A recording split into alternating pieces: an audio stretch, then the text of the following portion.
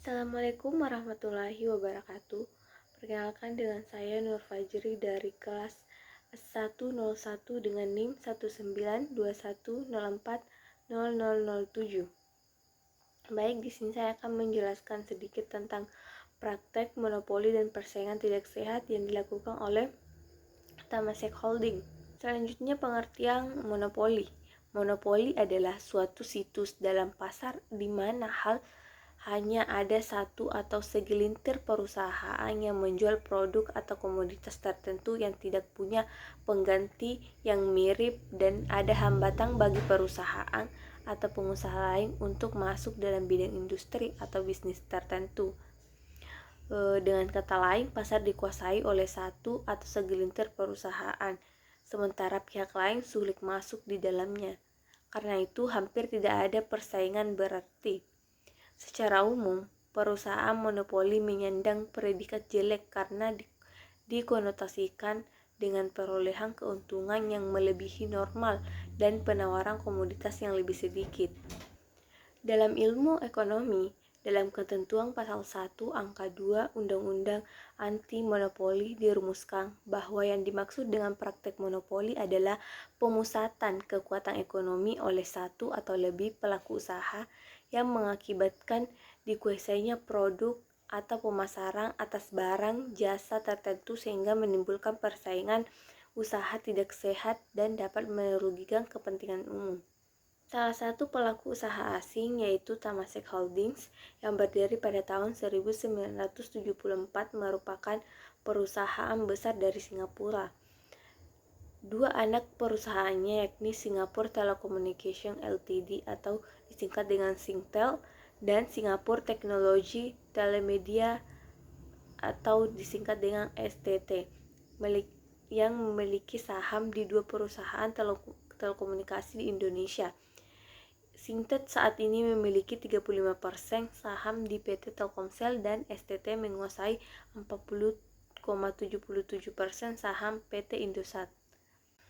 Pemilik saham mayoritas pada beberapa perusahaan dilarang karena hal tersebut dapat mengakibatkan terjadinya praktek monopoli maupun persaingan usaha tidak sehat yang ditandai dengan terciptanya posisi dominan yang pada gilirannya akan merugikan masyarakat. Selanjutnya, aturan yang dilanggar pada praktek monopoli dan persaingan usaha tidak sehat yang dilanggar oleh Temasek Holdings. Bentuk praktek monopoli dan persaingan usaha tidak sehat oleh Temasek Holding adalah penyalahgunaan kepemilikan saham dan posisi dominan dalam industri telekomunikasi di Telkomsel dan Indosat. Perbuatan yang dilakukan pelaku usaha telah melanggar pasal 27A Undang-Undang Nomor 5 Tahun 1999 tentang larangan praktek monopoli dan persaingan usaha tidak sehat akibat biaya layanan telekomunikasi pada saat itu mengalami kenaikan yang tidak wajar dan memicu terjadinya inflasi yang merugikan masyarakat luas.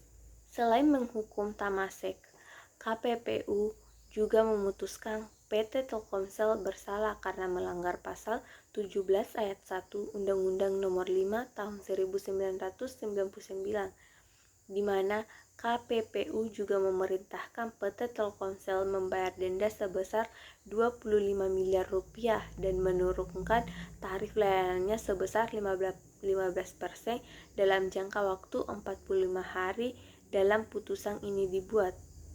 PT Telkomsel tidak terbukti melanggar pasal 25 ayat 1 huruf B Undang-Undang Nomor 5 Tahun 1999.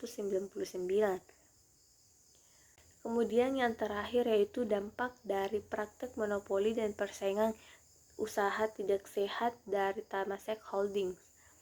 Dampak kepemilikan silang atau cross ownership berdasarkan perkara nomor 7 KPPU L 2007 yang diperiksa dan diputus oleh Komisi Pengawas Persaingan Usaha atau KPPU Republik Indonesia sehubung dengan pelanggaran terhadap Undang-Undang Nomor 5 Tahun 1999 tentang larangan praktek monopoli dan persaingan usaha tidak sehat.